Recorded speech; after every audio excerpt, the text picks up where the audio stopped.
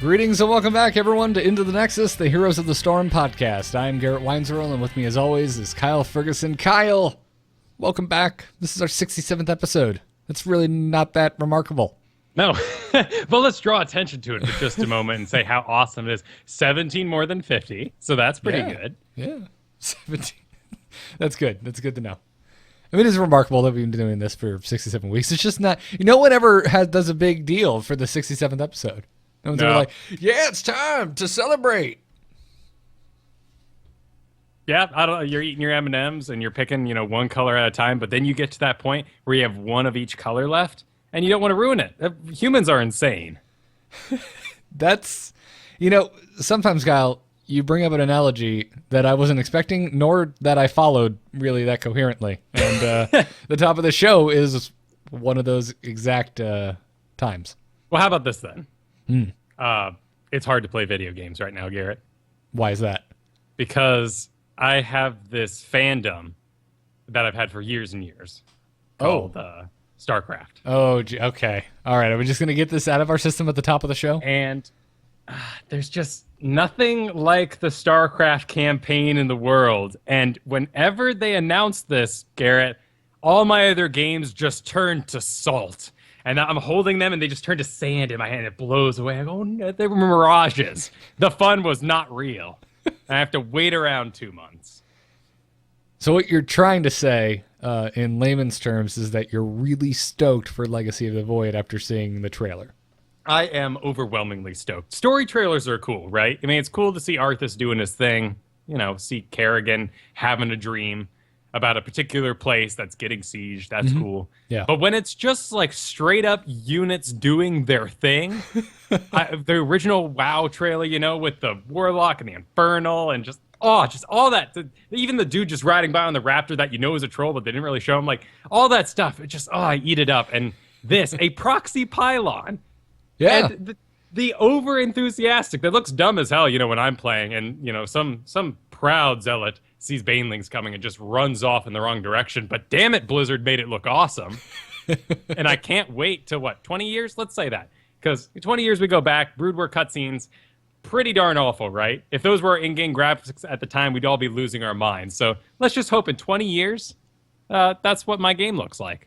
And the probe, summon, and everyone's like, what's with the probe? Why is it got a big old black hole? But then the from space and the power overwhelming and the Ultralisk.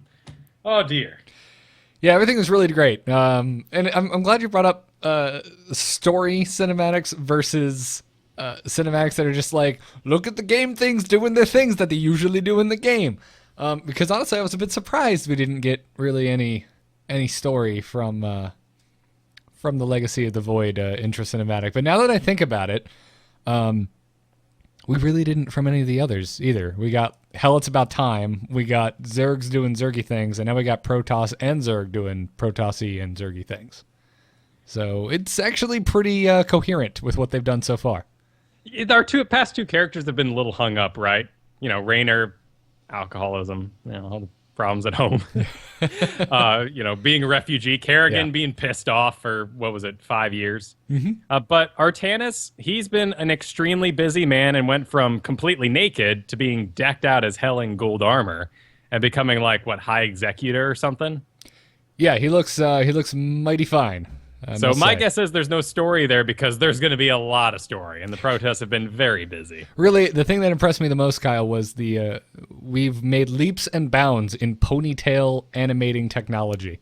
That was cool. And, plays into what I assume all the sort of side little clicky things are going to be about talking about why Zeratul hair is cut and other people's hair isn't because he's, fractured from the Kala or something.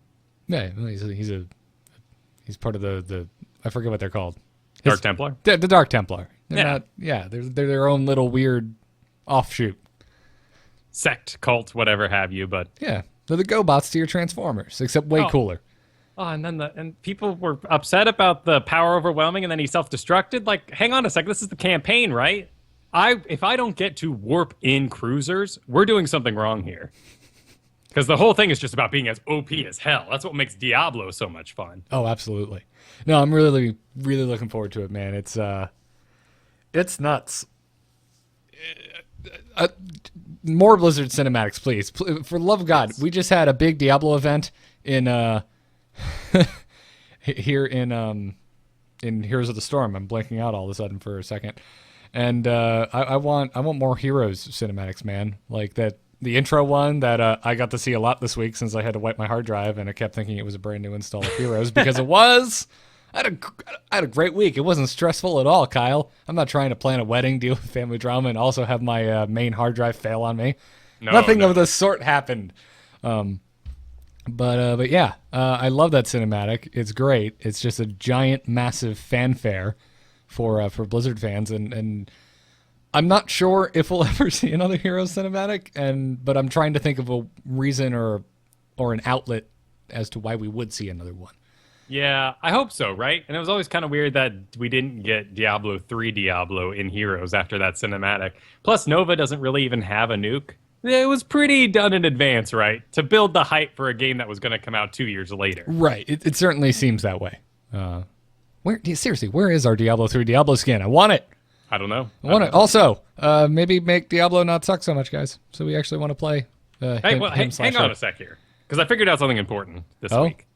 Yes, I was actually on stream. I was doing solo Q&A, and they took Leoric, and we needed a tank. And naturally, I was like, all right, team, you get ETC, which is about or you get Diablo, which is totally badass, but not meta. And the whole team, for some reason, was like, do Diablo. Yeah, let's see it. And I roll out my master skin, and everyone's like, it's so cool. You're so awesome. And we wrecked it, and it was awesome. So I've been a little hard on Diablo. But I want to make this important caveat. I still pick Leoric because I'm taking it away from the enemy team. Right. Which is funny because there's a time in our friendship, Kyle, where I never would have pegged you as that person. Right. Well, that's because I play a lot of games real casual, right? Yeah, but then you got a taste of that sweet rank 1, and all of a sudden you turned in to a monster, Kyle. I was hovering around the teens, yes, and something hit me. You've become what you hate. That's what I'm trying to say. No, but I still preach it, right? No, wait, then I don't do what I preach, damn it. Yeah, you don't practice what you preach. Oh, yeah. No, I'm totally about playing what you want and, play a hero you love and all that sort of thing. But darn, you're right. Darn it. All right. Which, by the way, if we ever did a Diablo series, it would never be a podcast. It would be video only. But I feel like at some point when we have more time to do this kind of stuff, we'll have to do a video series where we specifically play through Diablo with builds that make no sense. Yes. I want you on Bogadile, Witch Doctor Man. I'm going to be throwing seismic slams on my Barbarian like crazy. That's going to be a good time. Basically, we'll just use every ability that displaces other people from getting hit by abilities, and it'll just take forever. Yeah. If we were to do a Diablo series, that's what it would be. And now that I've said that, I kind of want to do that. I like it. But we have work to do because there is indeed Heroes news this week. We're on, boys! Ha ha! Let's liven up this place! Point me to the stage. Stay a while and listen. I just want to remind everyone you can head on over to itncast.reddit.com to submit stories you'd like us to talk about on the show or talk about the stuff we're talking about right now. It's a talkception, people. Go to the subreddit. We had a new hotfix this week, Kyle. A new hero was released last week. I don't know if you knew this or not. So if our past experience is anything to go on, a hotfix was not too far away. So yesterday, a hotfix went live, fixing a reconnect bug for custom games when they were paused, and a display issue for Mac users, among some more interesting hero bugs, many of which were specific to our good friend Rexxar here, Kyle. So at the top of the hero bugs that were fixed, apparently there was a rare issue, and I'm so glad I did not experience this while I was trying to teach myself Leoric. There was a rare issue in which Leoric remained in his undying ghost form for the rest of the game. That is now gone. Good. I would still rather have that happen than be stuck with the Stitches overlay for the entire game. Really? Oh, dude, that's gross. I mean, it's gross, but at least you can play the game. I can. At least you're not. I don't wanna. You're not reduced to the spooky slowing ghost. That's true. The slow is pretty nice though, so at least you can deliver something, right? You don't just fly off the map like some of those videos we've seen. Yeah. Never to return again. They also fixed an issue that prevented Nova from using abilities if her target entered stasis after triple tap was cast. Ooh, that's rough. There's a lot of stasis in this game now. There is. Also, like, yeah, I didn't even mention this when Kerosene came out, but one more thing that makes triple tap a bad talent selection. Yeah. It's tough. Peel off the Band-Aid now. Yeah. Because Orbital Strike is better. Yeah. It's still rage-inducing, though, when you're by yourself and you get triple tapped, because there's nothing you can do to survive it, unless you're unless you have like Diablo levels of health. Or your Rexxar. Or your Rexxar, yeah. You can send Misha in front of you. You can. That's a really good point. Go, Misha, go. Tank it. That's how you show pets you love them, right? You you have them die for you. I'm starting to think Rexxar's not a particularly great hunter. Was anyone really a great hunter? I mean, how many animals are still in the stables for you? How many poor beasts have you enslaved? Yeah. Not as many as I have in Pokemon, but still a lot. Fair enough. Yeah. They're at least caught in like digital limbo or something, right? Or can they actually like hang out inside of Pokeballs? I guess there's that one episode, right, where Pikachu goes inside his ball. It's like a little beach club or something. I think something like that. But that's I imagine that is Pokemon propaganda, much like any of the stuff McDonald's would tell you about cows. Right. Yeah. All the happy cows, right? Yeah. All these happy Pokemon. Yeah. Misha will now properly pass all spider gems she collects on Tomb of the Spider Queen to Rexxar. That was quite maddening. Heard quite a few Rexxar players complaining about that. Yes, a coin simply disappearing. Yes. She ate them. Yep. Rexxar will now properly gain Hunter-Gatherer talent stacks when nearby allies collect regeneration globes. I heard you specifically complaining about that one last week. Yeah, because it's really his best level 1 talent at the moment. Yeah. It's basically his version of Regeneration Master, correct? Mm-hmm. Nothing really all that different. Yep, nothing different at all. It just goes for him and Misha. Right. His men pet will no longer cleanse him of movement impairing effects. I did not know this was a thing. No. But that seems thank insane. Goodness it's fixed. Oh, man, that's nuts. I'm glad that's fixed. And we're talking old school cleanse. Like, they didn't accidentally work in some 50% duration thing. You just straight up kept moving. Yeah. Rexxar will no longer lose basic attack range bonus granted by the throwing axe talent after being killed. That's a good fix. The cooldown for Misha Charge will no longer increase after learning the Bear Necessities talent. Some of these things I'm just like, how did this happen? What bizarre thing caused this? And then finally they fixed a rare issue that could allow Rexxar to spawn more than one Misha under specific circumstances. This was a great video. I did not see this. Oh, yeah. Some dude in lane, he used Charge, basically, the second Misha spawned, and a charging Misha went off while a secondary Misha spawned next to him. And just kind of hung out? Yeah, he had 2 Mishas the whole time. That is insane. God, that's great. Well, yeah, like I said, not surprised. Every single time we've had a new hero or patch come out, there's been some issues, and they've been promptly fixed for the most part. With the exception of, hey, Infernal Shrines. I'm still waiting for you to be fixed. What's going on there? I mean, it's getting better, right? It's just bizarre that they let us know that issue, and now it hasn't been tweaked yet. It's not getting better. The problems still exist. It's not like a bug gets slightly less worse just because it's been in the game for a while. But people are figuring out Infernal Shrines. It's like early Butcher Week, where basically everyone in lower leagues was going, this is impossible to deal with. That's true, but it's also completely removed from the issue I mentioned, which is bugs. Sure. I mean, yes, it's a great thing that people are figuring out Infernal Shrines, and you and I had a hellaciously awesome Infernal Shrines game just a few hours ago.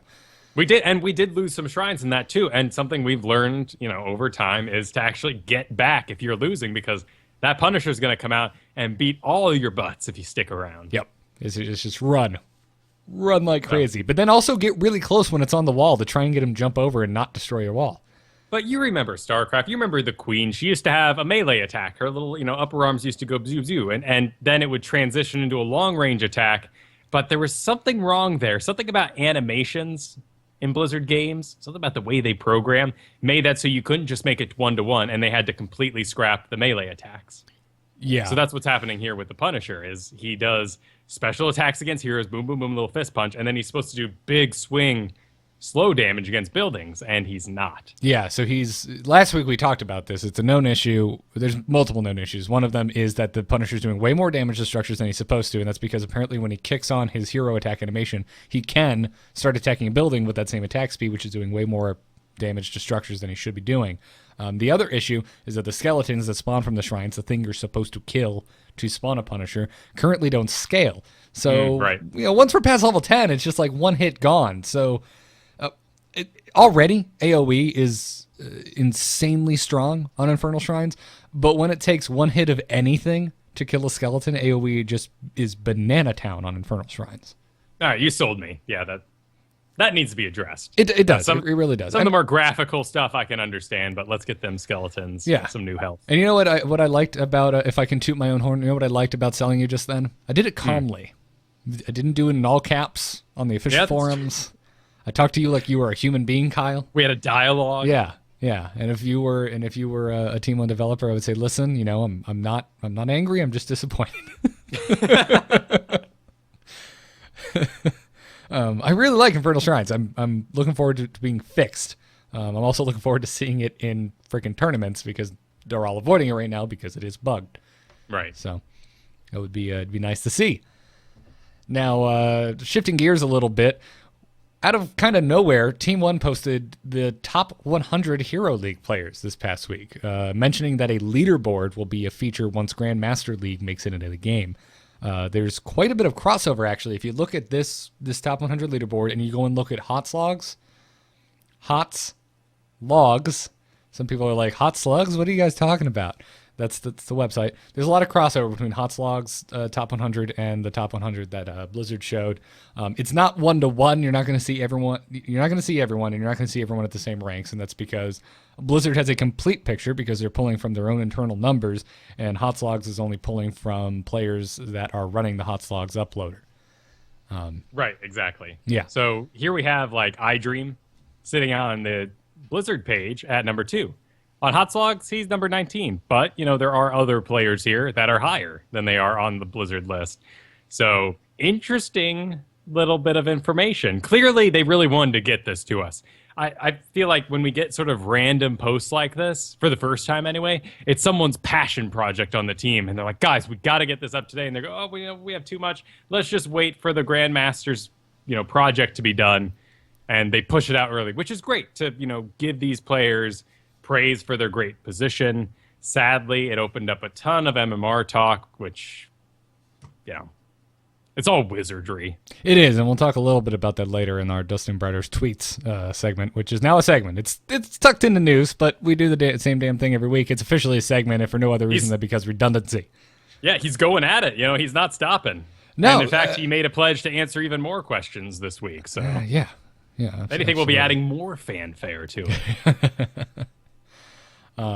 But yeah, this makes me think that they're working hard on trying to get Grandmaster League up and running.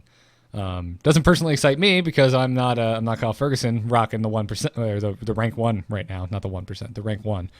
I did go up 10 ranks in like 2 congratulations. days, so that made me happy. So I'm no longer in the scrub 20s lands. By the way, if you're in the 20s, you're not a scrub. I'm just making a joke. If it makes you feel better, I had to defend my title this week. What was that? I got knocked out. of rank 1. Oh, did you? Yeah. Oh, okay. I didn't know that. Yeah, I can make a variety of excuses, whatever. The important thing is that I fell down to 2, battled my way back right in. So. Oh, wow. The system works, and that is very important because the old system was more like legendary for Hearthstone, and if you got in there, you're basically safe, which means it goes to your head. Start picking bad picks, stop caring about games, really, and you're really just hurting the people who are 3 and 2 below you at that point. Gotcha. So we're allowed to play Hero League again together, is what I'm hearing. In the old system, that was a good idea. Though I think I fell out and we had 2 losses together over the weekend. So this is because I let that thrall get away by penetrating shot too early, right? This is all because of that. You're judging me because of that one misplay. That was quick match, but yes, that was a little painful. I didn't ridicule you for that, man. I was perfectly understanding. You didn't need to. I was alone embarrassed, even though I was in Skype with you. That happened. Guys, you don't even understand. Like, this thrall is so low, and I think was it our second? I think it was our second game because I done that thing that you always talk about, which is remember, folks, you're not past a certain level with all the cool talents anymore. Once you queue into your next game, and I was just like, I was basing off. I'm like, this will totally kill him. And I'm like, oh wait, no, we're like level 7. This isn't enough damage. I do that all the time with Skeleton King, particularly because my level 20 increases my auto attack damage by so much. I'll just start up a new game and walk in that lane and just be, whoops, biting off more I can chew everywhere I go. Oh, whoops. Yeah. Not getting ahead of myself. Saving that comment for later. You might be biting off even more than you can chew if Dustin Browder's tweets are anything to be concerned about. Ooh, interesting. Actually, I'm not even sure if this is in here. I don't think it is. He talked about how they're looking at Warriors wave clears and that they're a bit concerned about it at the moment. Oh, yeah. They mentioned Johanna and Leoric. Yeah. Oh, But okay. So it is in there. Sorry. I was just really quickly, I'm like, couldn't remember if that made the notes or not. I was just reading it earlier. But, all right, fine. There's a little preview of Dustin Browder's tweets. Sounds good. But it's important to note that, with this top 100 preseason leaderboard, it's all MMR based, which is, of course, a very bizarre number. Some of these dudes, if you go over to Hot Slugs, kind of find their equivalent thing. There's one on here right here that has 161 games played, and to some of us that seems a little outrageous for being so high. It's a bizarre system. I don't pretend to understand it. The highest MMR people are currently floating between rank 5 and 1 because you have losing streaks, you have winning streaks. Some people get up there easier than others. It's just, kind of the crapshoot of matchmaking. Also, we're not, like, in the example of that guy who said it has 161 games played, we're not sure if that's an accurate number or not.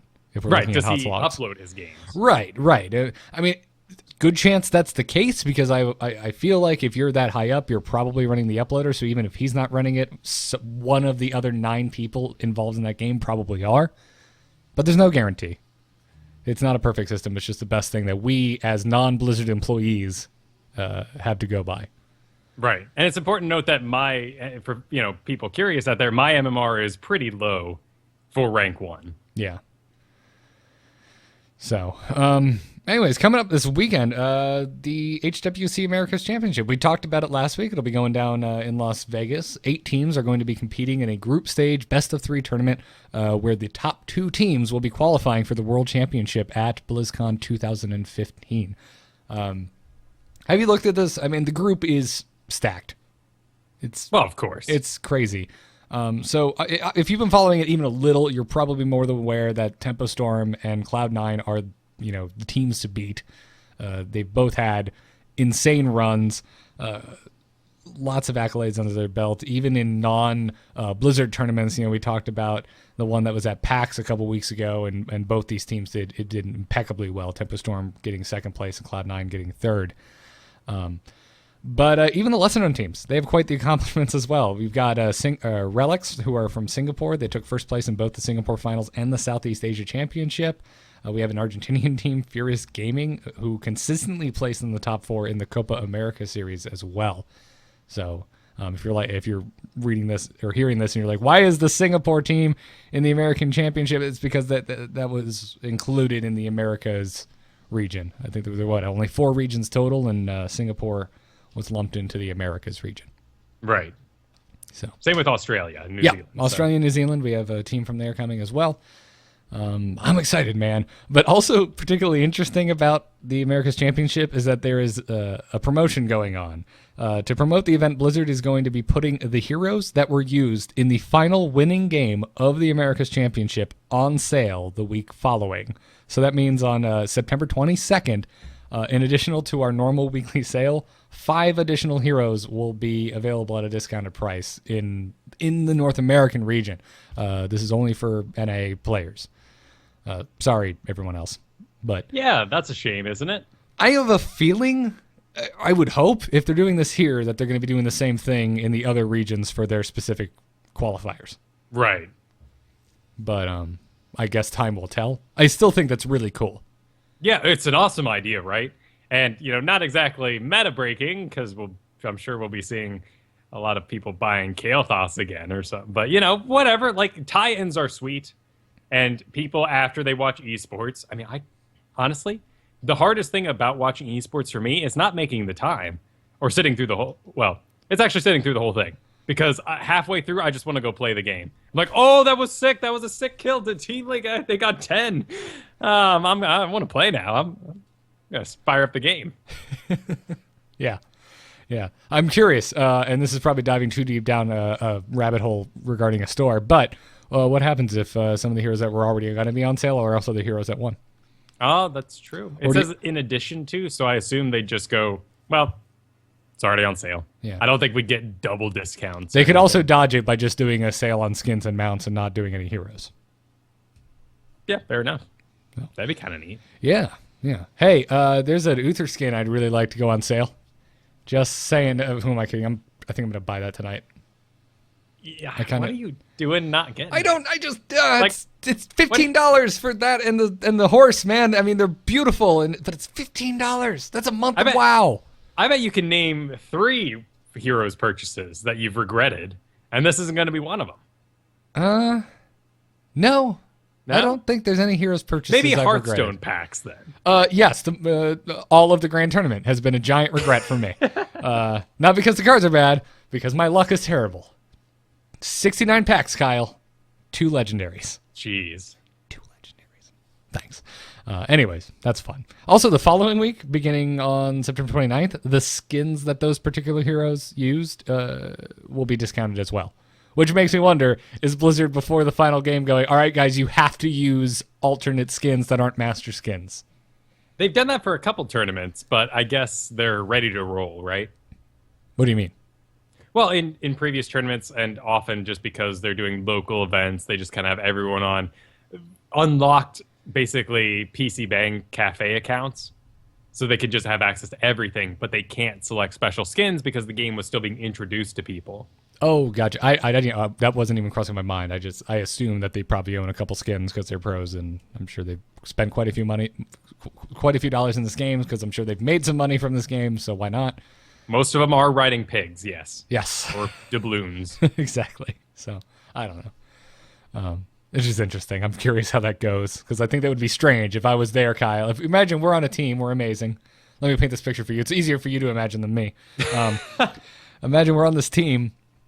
And we're really good players, and we're in the zone. We're about to go in, and Blizzard comes in and be like, "Hey, turn off that master skin. You need to dress like King Candy Muradin. I'm sorry." For the sale. Yeah, just be weird. I don't know, just be strange. Anyways, you pointed me to this, and this was interesting. A Redditor named R_GG posted a recent analysis of South Korean team DK and Snakes. Picks and bans in their recent OGN matchup, giving a look at the South Korean meta at the moment. And the majority of what is in there actually didn't surprise me all that much. Not as much as when we watched that tournament at PAX a few weeks ago when MVP Black just melted my face off with what I thought I understood about Heroes of the Storm. But probably the most interesting takeaway from this is that apparently in South Korea, Sonya has been on the rise as a counter to Leoric. Which is interesting, because the Arthas made sense, because he can sort of solo tank, but mostly you just want to pump out the damage to keep equal with Leoric. And you have slows and snags, and in fact with the snag you're actually a bit more CC than Arthas. But then we lose all that with Sonya, other than a brief stun when you use your hook shot, basically. And leap stun, I don't think anyone in pro games goes Crater, so that doesn't count. Yeah, I was really surprised to see this as well, which is just it's just crazy. I mean, I know Arthas. We saw that in MVP Black. I mean, they were picking Arthas left and right, so we knew Arthas was a popular pick in South Korea. But I was very, very interested to hear that Sonya's been kind of on the rise. So it's also a good set of games to go watch. The link to the video is in the Reddit link, which we have in the show notes over at amove.tv/ITN. And it's some good games. Team DK really like themselves some Illidan Abathur. Yeah, bringing that back. It was interesting to see after this long. Yeah. It's definitely evolved to be a lot more coordinated In the old days, it felt like the Abathur just kind of sat on top of the Illidan the entire time, but now we know everything he's up to in the background. Yeah. Oh, and Crazy Moving, our good old friend from the Starcraft days. Yes! A godlike Jaina. Yeah. If you want to see some good Jaina play, go watch Crazy Moving. So happy. Because like they said the name, I'm like, wait, like the Crazy Moving? And I did some quick Google foo. I'm like, holy crap, he's playing Heroes. I love seeing all these StarCraft 2 pros we used to follow on StarCast moving over to Heroes. The games were also really fresh to watch because Zeratul was banned every single time. You a little down on the Zeratul right now? Not down on him. I mean, his win rate has been falling steadily for the past 2 weeks as people figure him out. And, another hero with Detect. We had the Monk come out. He's got a Detect spell. 2, in fact, if you want him. Yep. And then Rexxar's got his Flare. So he's just on his way down. Yeah. But entertainment-wise, and in my esports games, it's a nice break. Yeah. There's also some interesting Tyrael picks in these games. So go take a look at that if you want to see some Tyrael play. Really damn good initiator, and it was on display in these games. So now, Kyle, it's time to talk about Dustin Browder's tweets, and we have a little bumper for it now. I give you, ladies and gentlemen, Dustin Browder. Right. I could be wrong. So that'll be our little bumper now for the Dustin Browder tweets. It'll herald the coming of Dustin. So Browder recently tweeted this week, in Heroes, if you and others report a player, they will get auto-silence. Please report toxic behavior. System is working. Please use it. Smiley face. To which someone replied, so does this mean if you just report someone and he isn't being toxic, he will still get auto-silence, which Browder said it requires several reports. You have to have played with them, and you can appeal to customer service if you feel it was unfair, which leads me to believe at some point we will get a public chat log posted somewhere from someone who tries to appeal to customer service and gets smacked down with chat logs. Exactly, and I look forward to that day. It's important that they have this technology to actually look at your chat logs and repeal them if it happens. But the fact that it's automated is great. It's immediate. We don't need to wait for anyone to log in or press any buttons. Yeah. And if that scares you, then what are you doing wrong? On the subject of the report feature, Browder was also told that, I reported a person for toxic behavior and then proceeded to get matched up with that person again 5 seconds later, to which Browder replied, reporting does not change the matchmaker. It could lead to some abuse at high levels of play, but it might still be a good fix. And then another reply was, that just seems so easy to abuse, to which Browder said, we can check chat logs. So far, nobody has appealed who did not deserve the silence. Which is important to note, because in League of Legends, they put out the number that over 90% of people who get banned for poor behavior in chat do not rebuke it. And that 90% of people also never has another report again. So the system works, right? According to the League of Legends. I haven't seen one yet. I have not seen the little speech bubble next to someone's name. Granted, you only see it when the game is already over, which is kind of a problem. Yeah, because it shows up on their actual, portrait icon. I feel like that's a double-edged sword, though. Sure. I mean, if you're going in with someone and you know they've been silenced, you're going to prejudge that player. Right, I am going to be like, oh, it'll be like the zoo, right? And we'll all be bugging them and asking them, what they did, and they can't answer unless we whisper them. Right, because they can still see our chat, correct? Right. So that could end up, that could lead to griefing from the other players on the team. Also, I know I might go in thinking, oh crap, this is a guy that tilts super easy. And I might start, I don't know, it'll alter my play. You won't trust him, which is an important aspect. Exactly. That's why I like to assume whatever they pick, I always assume they're the best at it until I'm proven wrong. Yep. We got into that game with an Abathur today. It's like, I'm going mine build, and we're both just no judgments, no preconceptions. Cool, done. Okay. All right. That's fine. I'm Butcher, but, go for the mines. Yeah. And then the next game we ended up against that Abathur, and it worked out just as poorly in that game as well. We rocked it a bit. We did. We kind of destroyed that game, and we did not win when he was on our team the previous game. Sorry, Abathur. He did almost kill me with mines when I was on Zeratul. It was damn close. Sure. Like, you were also made of tissue paper. So. yeah, that's true. That's true. But he didn't. And I think I died once. So, and it was to Murky, not to Abathur. So, sorry, Abba. Those mines just aren't cutting it.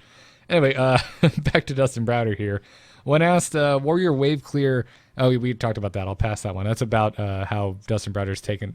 He said that, we are looking at wave clear for Warriors is basically the point. We mentioned that earlier. Right. Playing the game, didn't you feel the need for more pings? There'll be more pings. Dustin Browder says, we have talked about more pings. Ambush from here would be great, for examples. What pings do you want? I love that he asks questions back.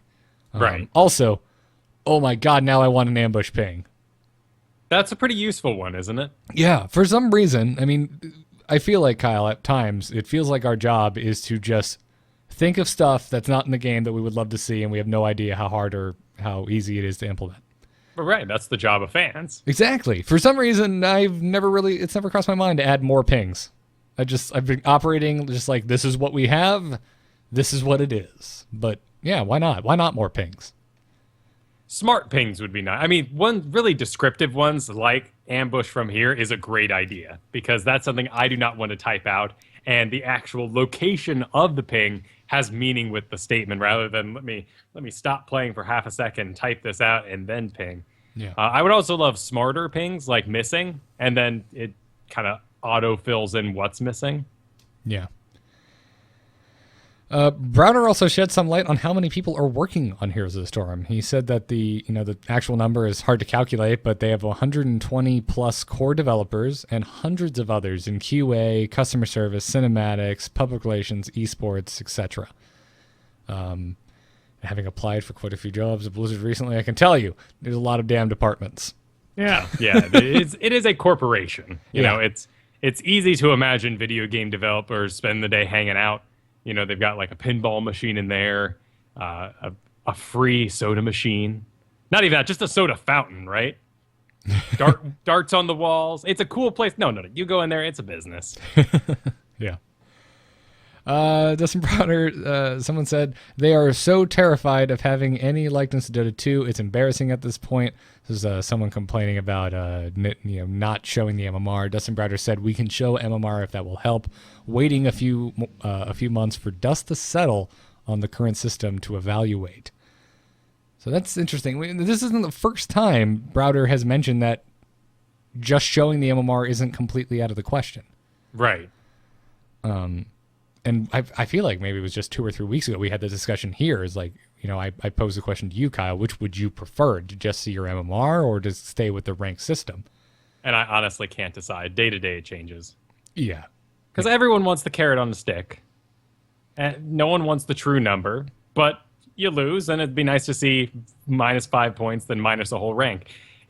It's impossible to say. We don't know what we want, and we should stop bothering the developers because they probably know that we don't know what we want. Yeah, that's a good point. And this is a really weird, murky conversation because if you go and you follow this Twitter thread, there's even more conversation going on within it when Dustin Browder saying something like, well, the current system is just MMR split among 50 ranks. And someone calls them on it, and I believe they're right by saying, that's untrue. That's not accurate. If you look at, say your MMR, Kyle, at rank 1 versus some of these people in the top 100 leaderboard that got posted this week, at least the MMR that we can see, and again, this is why I get into this weird murky kind of discussion, because all we can look at is hot slogs. We can't see what Blizzard is seeing. It looks like there's a huge disparity, at least at rank 1. Right, and there is. It's a huge skill gap. But my solo games are really good, which makes me believe that my particular part of rank 1 in my hidden MMR is well populated and a great place to be, and I'm happy. Yeah. And also, we have to remember that Grandmaster is not here yet. So there are a lot of people chilling at rank 1 right now that are not going to be there once that feature gets added. We're going to have a leaderboard with Grandmaster, and it'll be a little more transparent, I guess. Well, and let's put away the MMR for a quick second. Just talk about how you play at different skill levels. Because if you are bronze on Hot Slogs, which, one of the few sort of MMR systems we have to verify, you are most likely doing things that you don't even need to worry about refinement. You're probably just playing the game wrong. And there's nothing wrong with that if you're having fun, right? Playing against AI. when you get into gold, the 30s and 20s of Heroes League, that's when it's almost always all the small things. And you're there for fights, you're auto-attacking, you're soak lanes, you do objectives, but sometimes you let the pathing take advantage of you and take you the wrong way. Sometimes you face check bushes when you're the healer. It's just, and that means to check it by walking inside of it as your person without a spell and getting killed. That's what people mean when they say face check. Or you're Uther and you can do it with impunity. If you want. I still think it's the tank's job, but I'm Misha. It's Misha's job, right? I'm joking. Your life-saving abilities should be used on someone else, not on yourself because you checked a bush. I'm making a joke here. Exactly. I have been known to face check bushes with Uther and live to tell the tale. But dude, we all do dumb things. I mean, particularly, I'm so aware of my mini-map that the second everyone on the enemy team is dead, I get dumb because I know I can get away with it. And it's something I'm working on. Yeah. It's tough, man. It's tough. I need to work on early game penetrating rounds, and I should underestimate it. And that's a huge learning curve too, because you basically have to estimate at every single level how much damage does the spell do, and also what 100 situations might I be in when I should and shouldn't use it. Johanna's walking towards you. I want you to penetrating around him in the face. Yep. And then go back to auto-attacking the lane. But how do you know that? Yes, and then same thing. Warrior, if it's Leoric, change it. You wait until he does his, what's the lifesteal? I can't remember the name of it. Right, Drain Hope. Drain Hope? Mm-hmm. Yeah, I wait until I see that go off before I penetrating around Leoric. So on Leoric, I'm waiting for an ability to penetrating around. On Johanna, I'm preemptively penetrating around. Right. So...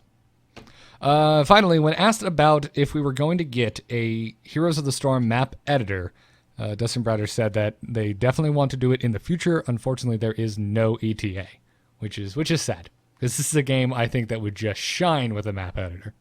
Well, and there is a variety of things I'm sure a lot of tournaments and pro players would love to see adjusted and see what happens. Like, what if we took away all the watchtowers? And how does that affect the game? Those sort of things happened with Starcraft. And eventually, the GSL's version of Xel'Naga Caverns became the only one over time. Right. It's something I really like. Not because I'm smug and I'm just like, us gamers can do such a better job than Blizzard. It's just I like the option. I like it. It's competition, but it's not like, it's out there and it forces Blizzard map makers to be better because there's also just an open source community of people building their own maps from scratch. Well, and I mean, let's be honest here.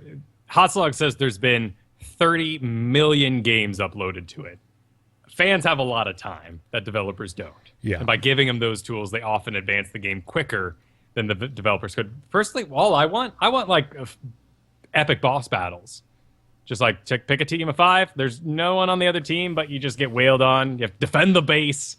Anything like that would be fun. Recreate boss fights from World of Warcraft. Yeah. There's just a giant Arthas, and it's like a circular arena where you kind of you have to fight him, and zombies spawn, and the edge falls off. Right? Yeah. Well, that's the interesting thing. If you do think about a map editor for Heroes, you got to think, at least one of the reasons I think that it's not something we just don't have, it's got to be hard to make. You look at something like StarCraft, and the basic tenets, the basic rules of StarCraft never change.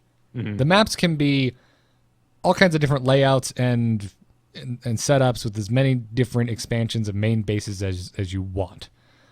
But the objective of StarCraft never changes depending on the map.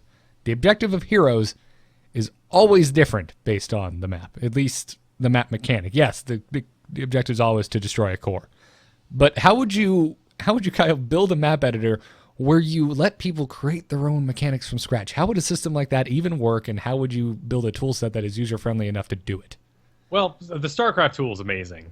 And take a look at the arcade, all the amazing games that have, cropped up out of that. Personally, probably, well, at least for the last week, once a night, I played Squadron Tower Defense. It's a great game, ported over from Warcraft 3. Just nostalgia 24/7, and I want to be playing StarCraft at the moment. And it's a tower defense, but you have to buy the units that go into the enemy lanes. Like, there's so much complexity to it. Yeah. And it was clearly a lot of programming done. What's stopping a game made in that editor from having its own editor? We don't really know. Yeah. Maybe it's just that it's full of assets they don't want us to look at yet. Maybe. I'd like to think that that's not the reason, though, but I'm not sure. And We are sitting on a bit of a hole because we're going to have the medic, which we can presume is going to be in like 3 weeks, right? If they're sticking with their schedule, yes.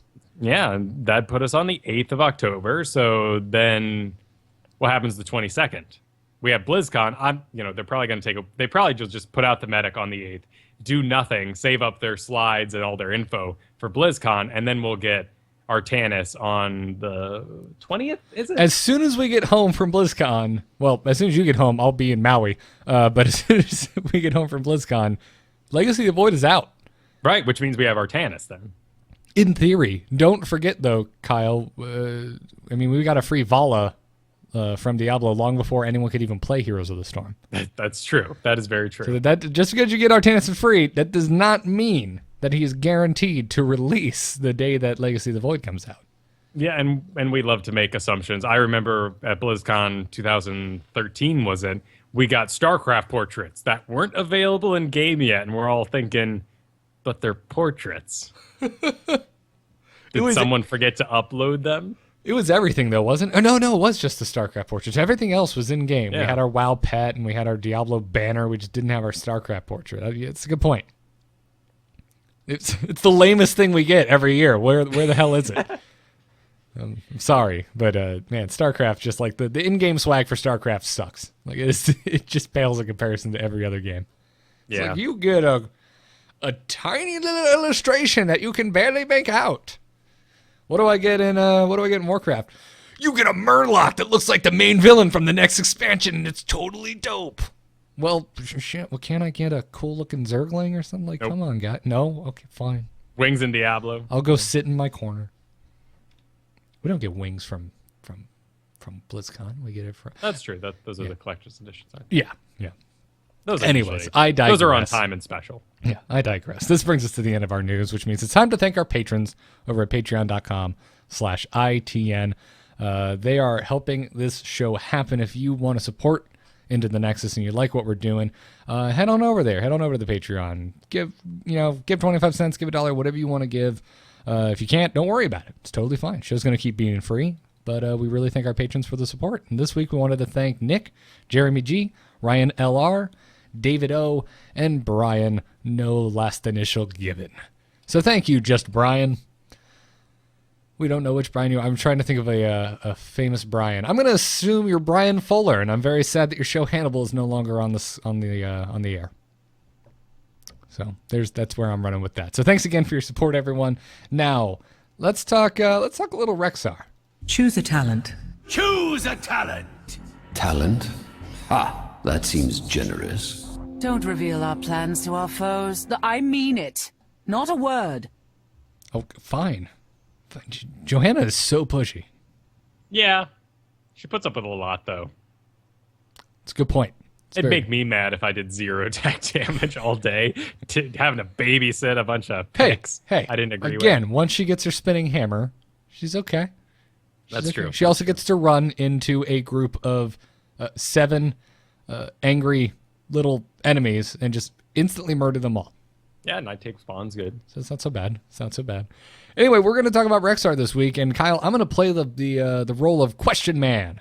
Cool. Because I didn't buy Rexxar, and it's not looking like I'm going to buy him anytime soon. I've tried him multiple more times in the try me mode. It just doesn't. It's not for me, man. It's not for me. Right, I mean, the try me mode doesn't tell you much about him, though. It doesn't really give you any real-world scenarios. Do you like wailing on a wall? Congratulations with infinite mana and health. There's no challenge. You're going to get bored easily. But Yeah. Rexxar will be 10,000 gold next week.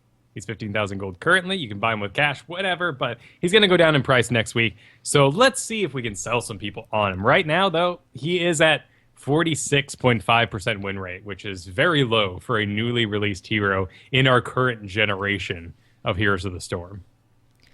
Yeah, there's not too many people that he's ahead of at the moment, is there? Well, actually, there's some pretty notable ones. He is beating out Rexxar for some bizarre reason. Really? I could not tell you why, man. This is blowing my mind. But on Hotslogs, win rates, Rexxar sitting below Illidan at 45%. Yeah, I believe we have a question in emails about this too, which we'll get into win rate and then actual perceived strength of heroes in a bit. But Right. But Rexxar, doing better than Muradin, which is a lot of people's sort of go-to AOK safety tank when they run out of other meta picks. Yeah. And Sonya, who is kind of the half warrior that a lot of people are complaining about and thought Rexxar might be. And in fact, he's beating out her as well. Yeah. And last week, if you looked, a day or two after launch, he was almost at the very bottom. I think he was above only the bottom two. I think he was third to last worst. So he's gone up quite a bit. So people are figuring him out. Right. And it is shocking because Misha seems uncontrollable. And I agree completely with the chat here.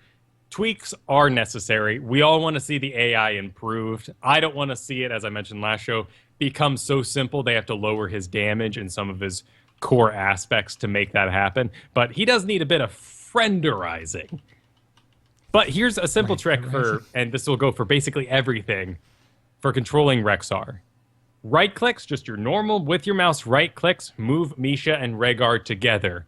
A move clicks using your A attack move, A and then click, moves Rexxar. So instead of actually having to select targets, try to keep Misha busy with something else, you can actually use regular clicks to move Misha over, you will move as a group, and then use A move to move Rexxar away from that. Yeah. Also this weekend, the Enter the Storm tournament was going on, and while we didn't get to see Rexxar picked, some of the teams that were playing while Kaldor was casting had been seen playing Rexxar earlier that week, so he was expecting to see them maybe pick it.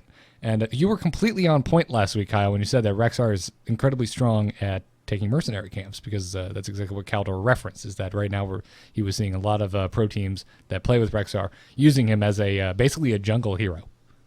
And he is. And he has amazing, just stackable abilities there. The builds for him have really settled into that too. We're looking at laning phase, you have your gathering, your orbs, but at level 4, you immediately start investing into doing bonus damage to minions and mercenaries. The Bird of Prey, the swoop, 300% bonus damage to non-heroics, just clears lanes and mercenaries incredibly. Everyone's taking Bestial Wrath because of increased damage for Misha. And Feign Death is also completely agreed on as the go-to level 16 because Rexxar lays down, stops moving. He is untargetable by any abilities. It's basically like a Jaina Ice Block, but you can control Misha in the background and activate her abilities, and you can be healed while you are feigning death. I thought Ice Block. I thought he was targetable when he feigned death. No, not. It's cute. He has a little flower and he pulls it out and falls over dead. Yeah, no, I've seen it, but I could have sworn I clicked on him, but I guess I'm just losing my mind. No, you may have clicked on Misha, or you may have been on his team and healed him, because you can totally select him with heals. Lili cups fly his way when he's down. Gotcha. Yeah, that wasn't the case. I guess I just misread the situation. Well, it is an extremely powerful stasis ability. Gotcha. So you're just and there's been a number of times this week where I've been almost no health. That crazy Vala wanted to get up on me, knowing to attack Rexxar instead of Misha, and I just laid down and let Misha handle it. Huh. Well, that is super cool. Also, Kyle, they're not taking Bestial Wrath just because it's the best. They're taking it because they all played Hunters in World of Warcraft and they all PvP'd. True. If you're coming from World of Warcraft, Bestial Wrath doesn't affect Rexxar's damage, though, and that's a bit disappointing. No. It's only Misha's. No, and it doesn't help you at all with movement and pairing effects, which is another nice side effect of it in World of Warcraft. Or at least it used to be. I have no idea if it still is. I haven't played Hunter in a while. But the level 20 augmentation, too, for a Bestial Wrath is quite good because there's no way to heal Rexxar using your own abilities. And then finally at level 20, you can get Misha's damage to heal you for 50%. It can sometimes be that little bit of healing you need in the background. On the other side, you have Unleash the Boars. And it's okay. More like Unleash the Snores. It's a bit situational, right? Like March of the Murlocs? Yeah, I mean, I really like Unleash the Boars. There are a number of times, particularly when you're in that double tank scenario, and you do have a specialist that's taking care of the mercs, you're doing the double tanking, or even the solo tanking role, which can happen on Rexxar. Unleash the Boars can be very powerful because of the snag and the amount of damage you can pump out with it. And when you get to level 20 and they're actually rooted, that is death for all wizards in the area that you're up against. And someone's done the math. They figured out that the maximum amount of boars you can unleash is 15. And that includes a Nova popping out double fakes, a Chen using Storm, Earth, and Fire, Lost Vikings, Rhaegar and Misha on the enemy team, and an Abathur cloning both Rexxar and Misha. Wow. So was that figuring out the max on boars or the max on amount of bodies you can have show up on the opposing team in any game? It would be both in that case. Okay. Because would that number go up if we somehow could have another copy of somebody at some point? It's cool to note that, Abathur does copy Misha when he copies Rexxar. There is a glitch still in the game that if you copy Misha, because she's selectable as a hero, you will just get a copy of Misha, and that's bad. Also, when you use your Hive Mind, which puts, 2 of your little symbiotes on thing, you have to put it on Misha because it puts another one on a nearby friendly hero, and for some reason, Misha doesn't count as that hero. But to pull all that back, Abathur Rexxar is actually really good because, one, you're adding an extra body to all fights. You show up to the curse, and you're no longer really missing a guy. Misha's running around, Rexxar's throwing axes. It feels more full, and there's more targets for the enemy to take when an Abathur is hiding way in the background. And also, double symbiote on a single hero is absurd damage. Well, I think you've succeeded, Kyle. I'm now way more interested in Rexxar after hearing you sing his praises. It's cool. He's very cool. He's going to get a fix at some point that's going to make him a little easier, but definitely, try him out. If we lived closer, I'd just invite you over to try him out on my machine. But for compositions, where's Rexxar sitting right now? He's actually got a 59% win rate if you can get Skeleton King on the team. Okay, maybe that's not going to happen. But he's working really well as a double tank, particularly when you have something that, voids a body, like Abathur, Murky, any of these other sort of half heroes. Adding that extra body into the mix can really help things out. And as a solo tank, he's actually best with Lili at the moment at 47% win rate. And in fact, it just goes down from there. I'm not really sure why Lili's so good. I guess because she gives blind, and that's the only damage mitigation that Rexxar has. Yeah, that makes sense. So it's kind of confirming a lot of the stuff we were thinking we were going to see last week, which was that kind of a lackluster solo tank, but probably going to shine in multi-tank compositions. And the main reason for that is charge. It's a bit hard to aim, but if you have something like a Skeleton King to slow everything in the process, you are doing an ET power slide without being there in person at all. And that is great, and the stun is long and powerful. And if you're also does great damage. Both their auto attack damages are really good and power up well together. Yes, and if you're wondering what an ET power slide is, it's an ETC power slide. Oh, did I just skip the C? Yes. I imagined ET just running through from the government, stunning everybody. That movie scared mounted on a bicycle. That movie scared the crap out of me as a child. It's terrifying. Not a children's movie. Stop it. No, it's terrible. It's so terrible. Oh, when it gets all gray. Bad. No. But then again, I was watching Ghostbusters at the same time, and that's not really a kid's movie. If you want your child to not grow up a wuss, I would say it's a kid's movie. I grew up afraid of dogs, so it didn't help. Still a little wussy. Okay, then yeah. If you're afraid of Gozer. If you've got a phobia of dogs, that is not your movie. I get that. Okay, that makes sense.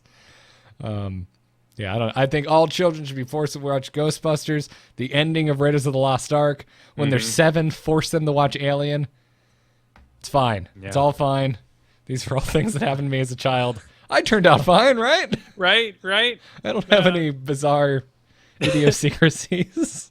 Yeah, you grew up entirely normal. Yeah. Have a normal profession. Yes, exactly. Normal hobbies.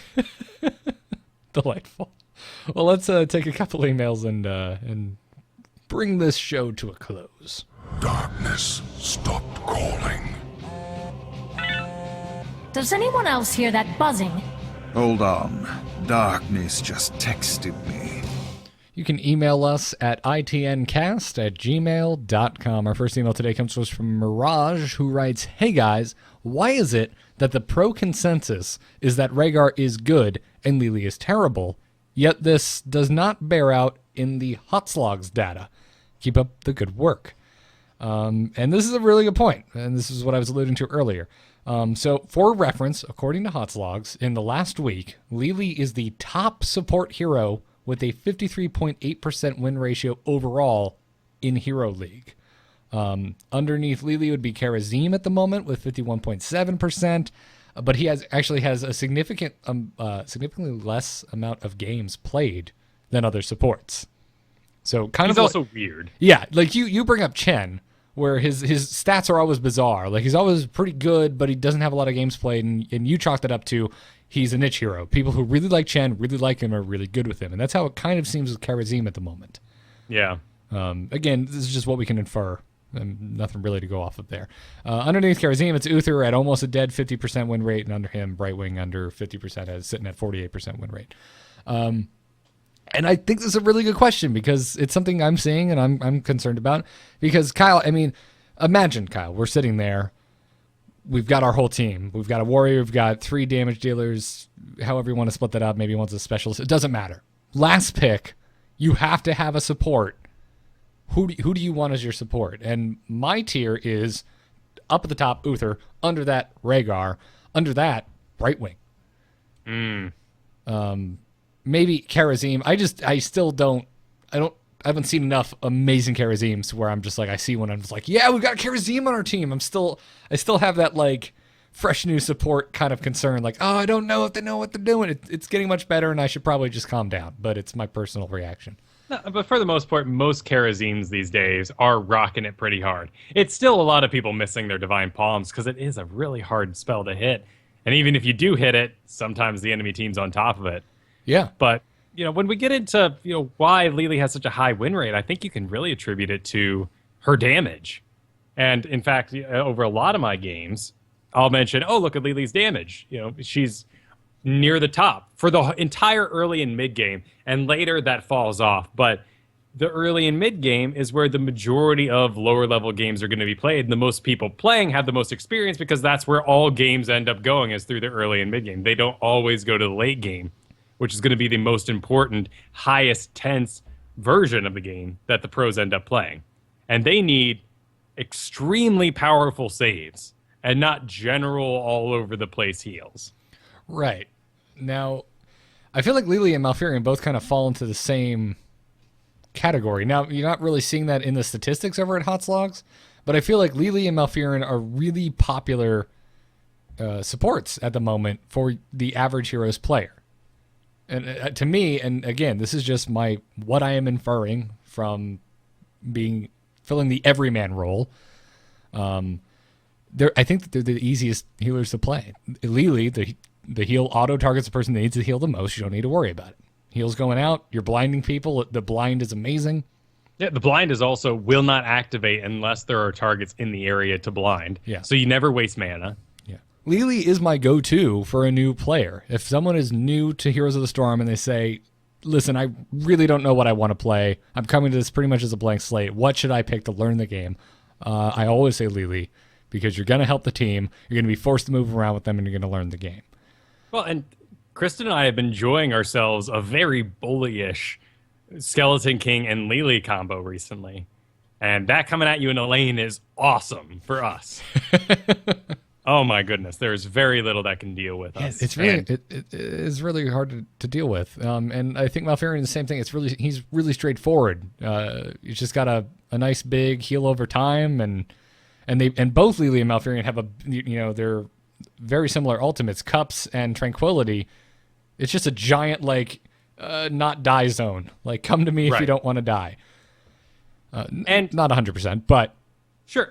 But Lili's ultimate healing is counterable, and that's something that's really going to fail in pro games too. If she gets stunned, a true stun, not a push or anything like that, while using Cups, it'll be canceled. An entire ult is wasted. Absolutely. And pros are just going to dive right for her. Right. That's a really good point to bring up as well. So to answer Mirage's question, it's not black and white. We don't really have a straight answer for you. But from our experience, this is what it seems to be. It seems like Lili is an easier healer and is good overall. I mean, I'm not saying she's totally terrible, but if we were going to play in a $100,000 tournament, I would never pick her as my support. Agreed. But we're also going to be playing with really core assassins in those cases. I mean, think of Leoric and Lili and how much damage they actually put out over the course of the game.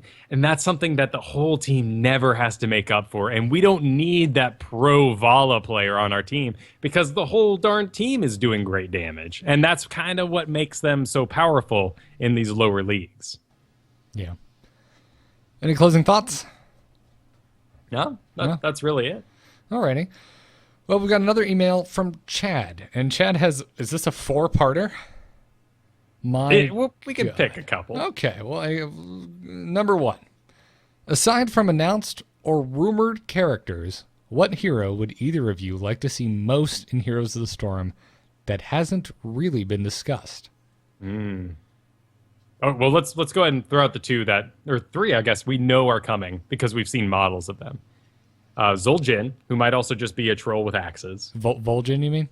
Vol'jin, yes. Okay. God, how many there's trolls named Zul'jin, right? I don't believe so. It's a great troll name. Use it, Blizzard. And Cho'Gall, we've seen. Yes. In motion in one of those trailers. Yes. And a model that is uncolored of Kel'Thuzad. Yes. And that's it. Yep. I want to see Dragon. I want to see a dragon as well. Yeah. I want... Give me humanoid Deathwing and his heroic ability, flies up in the sky, all you see is the shadow, and he's just raining fire down upon you. Oh, but time powers, man. Nozdormu? Oh, yeah, that's it, right That would be really cool. Or Chromie. Okay. Yeah, we have a whole, we have back catalogs of heroes that have time powers and rewind, and you took X damage, and then you hit this button, and you return to your previous place, and you didn't take X damage. But those guys are just cool. Tracer, coming out for Overwatch eventually. Yeah. Chat room is saying Zul'jin was a character in Warcraft 2.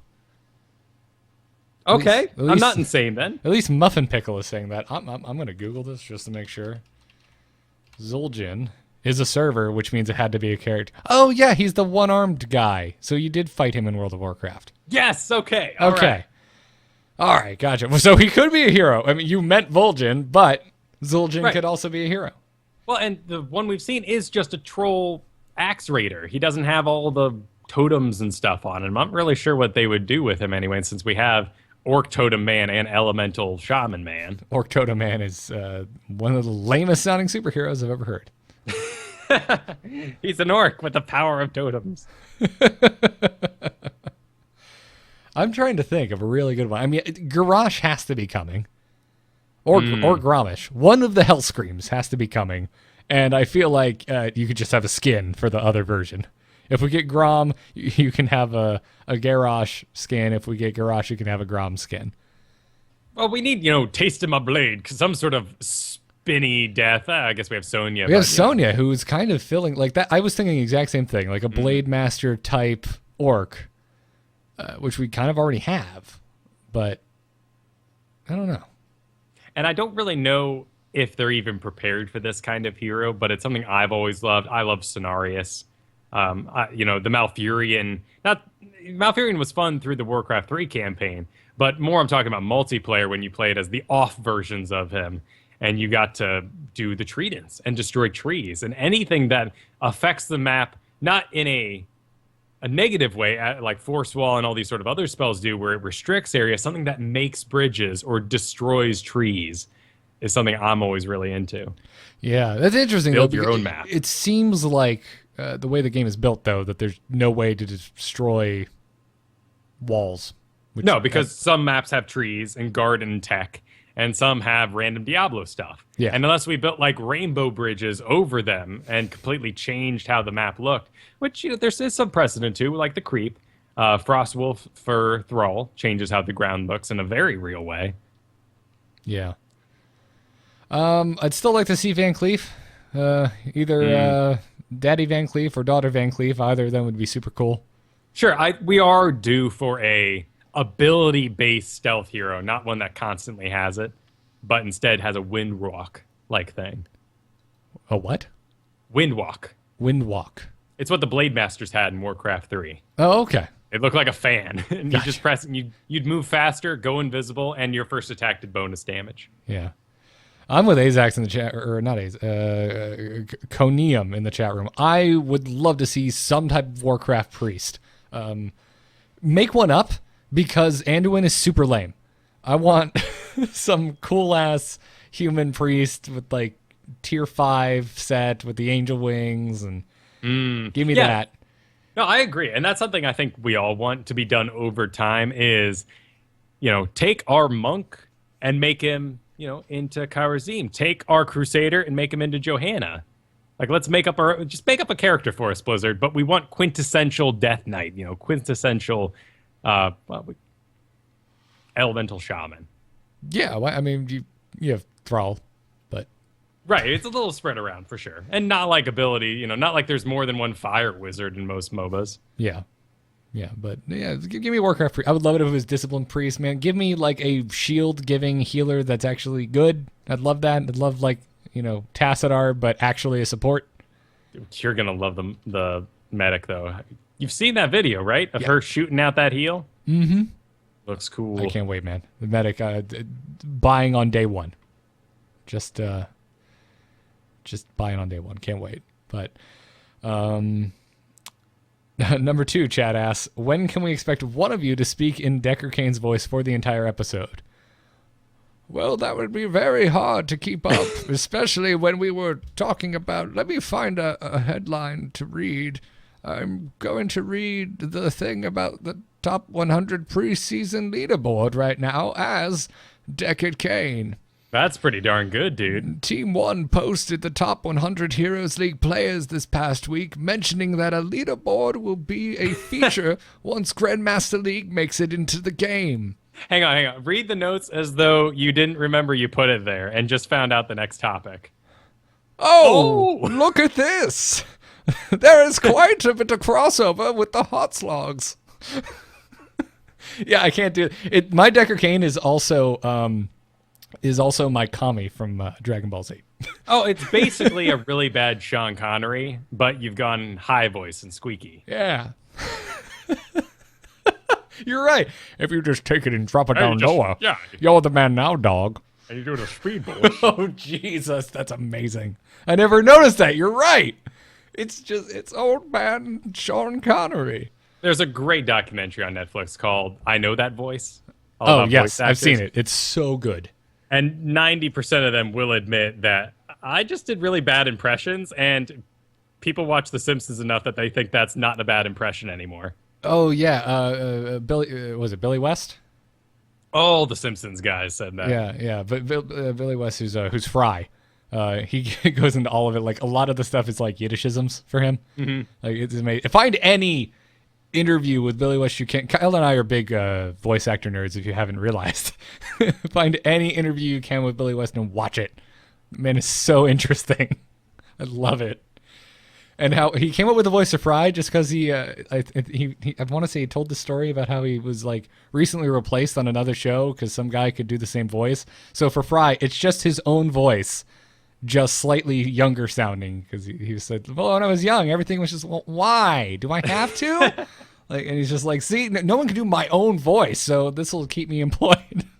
I hope over time that voice actors really get the praise they deserve, because just the difference a game can... I mean, think of something like Binding of Isaac, Bastion. Bastion's a cool-looking game, but there's lots of games out there that are just really lame, and then a voice talks over them. Imagine Portal without GLaDOS or Wheatley. Right, exactly. It's the same thing. Everyone has the same discussion about Star Wars and John Williams music. Imagine Star Wars without John Williams music. If it had an 80s soundtrack, we would not still be watching Star Wars, Kyle. Oh, God, and I watched Crawl when I was sick. Crawl? Crawl, yeah. The one with the glaive. With the glaive, yeah. Oh, what a terrible movie. Oh, it is. But look at all old horror movies where like half the thing is like video of them driving down the street. It's like the director took all this footage and they said, well, I don't want it to go to waste. and it just, the more you learn about Star Wars, the more you realize it was all music, and that editor was a god. Yeah. Speaking of voice actors, Steve Blum doing Rexxar. Always has. But And Abathur.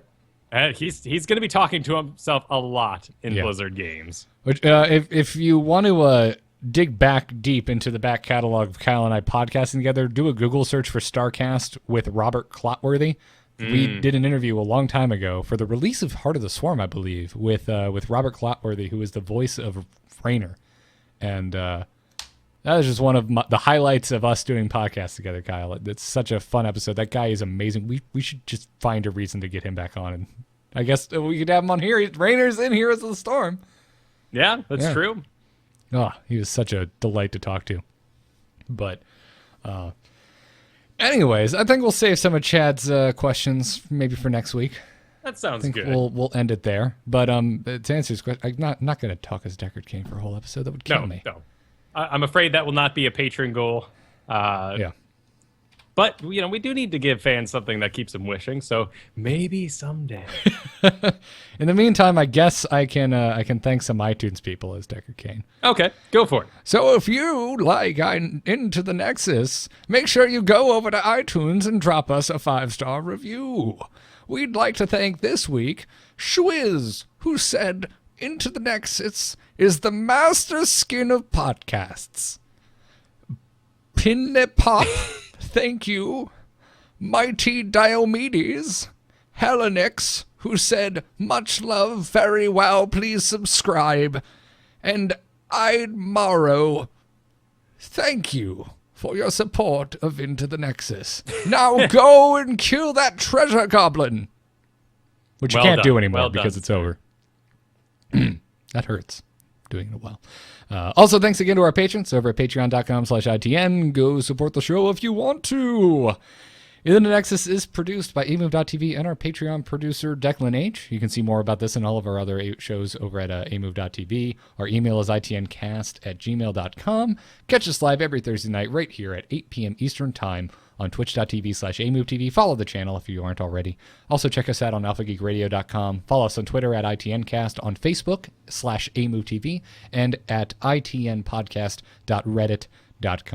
Also, check out briangriffithmusic.com because Brian made our intro music, and he's quite the talented musician. You got a podcast? Need some music? Go find him. Kyle, where can folks find you? You can find me at kyleferguson.com, where I'm doing Heroes of the Storm coaching lessons. My God. Yes. And they've been rather popular. So thank you, everyone who has signed up there. I'm so happy I was able to help out so many of you. It's been a lot of fun. Sign up for those over there. Solo Q&A happens on Tuesdays at 1 p.m. Pacific time. This next week, I'm going to be doing replay analysis. And you know what? The hotfix that happened Tuesday wiped out all the old replays again. So send them over. I'll also be making a patron post about that so I can make sure we can, take care of our own, as it were. Spread the love. And follow me on Twitter at Kyle Ferguson. Also, check out NPC Cast, a Dungeons & Dragons show. I guested on that this past week, and that was a blast. Because you haven't guessed it on enough shows recently. No, a couple more. You had to go find yet another one about yet another topic that you are a massive freaking nerd about. I've got one more thing. Ew. And yes, and I'm excited about this one. Because Kristen, a long while ago, promised that she would give Archon mode a try with me. Oh, shit. So, over the next couple weeks, there will be streams happening on Wednesdays, probably at 1 p.m. Pacific time, of me teaching her how to play Zerg. Dude. And we're gonna go. It's gonna be baby steps, man. It's gonna be, ignore everything. We're gonna make some roaches. We're gonna make some drones. It's gonna go step by step. If you want to learn how to play Starcraft, because this next expansion is its own game, all you have to do is buy this next one, and you get the full version of the game. Check those videos out as I post them, because that's gonna be a lot of fun. Once she feels she knows enough to be dangerous, can we do a 3v3 all Zerg? Yes. Let's just go in as the Zerg Hydra. And I think who knows? I can't predict her. Sometimes she wants to be the giant monster. Other times she's like, I love Lili because it's all cute and I'm murdering people. So I have no idea where she's going to settle in StarCraft, but it'll be fun to see. Fair enough. You can find me on Twitter at GarrettArt, 2 R's and 2 T's in Garrett, 1 R and 1 T in Art. Find me also over at nomoonart.com. That's my graphic design portfolio. You can also hit me up over there if you need a graphic designer. I'm on the Angry Chicken Podcast, talking Hearthstone, and I'm on the Angry Nerd Podcast now, talking to myself. It is my solo show, something I've been wanting to do for a very long time.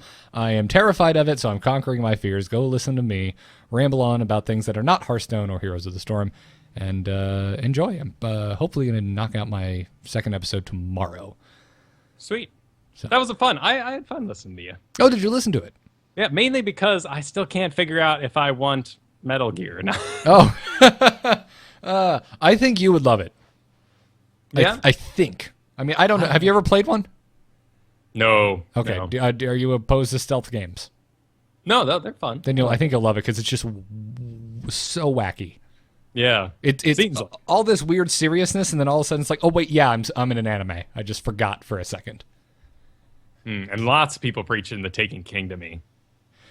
Yeah, man. If you end up getting a PlayStation 4, I will jump back into Destiny faster than you can blink to play with you. All right. But until you or one of my other friends actually gets into Destiny, I'm not spending money on that. So. But if you get in there, I'm done. That's all I need. So I just need a little push over the edge. I'm right there. I'm looking down. I'm just like, you're kind of a weird ass game, and you could be so much better. But I still had a decent time. If only someone I really like playing games with was playing you. And if you were just like, hey Garrett, poke, I'm playing, I'd just be like, yeah, let's go. So that's my ramble about Destiny. Anyways, just because we aren't running ads at the top of the show anymore doesn't mean that our sponsors are any less dope. Check out doghouse-systems.com, or you can use the code ITN to get a 120 gigabyte solid-state drive added onto your Doghouse Systems gaming rig. We also get supported every time that code is used, so use it often. I don't know how often you would use it. You would buy a gaming computer. But if you are a bizarre person that feels the need to buy one a bunch, use that code over and over again. Thank you, please. Also, check out tweakedaudio.com, where the same code, ITN, will get you 30% off and free shipping on your entire order of noise-reducing earbuds from tweakedaudio.com. That is going to do it for Into the Nexus episode 67, but we will be back next week for episode 68. Until then, good luck and have fun. Take care.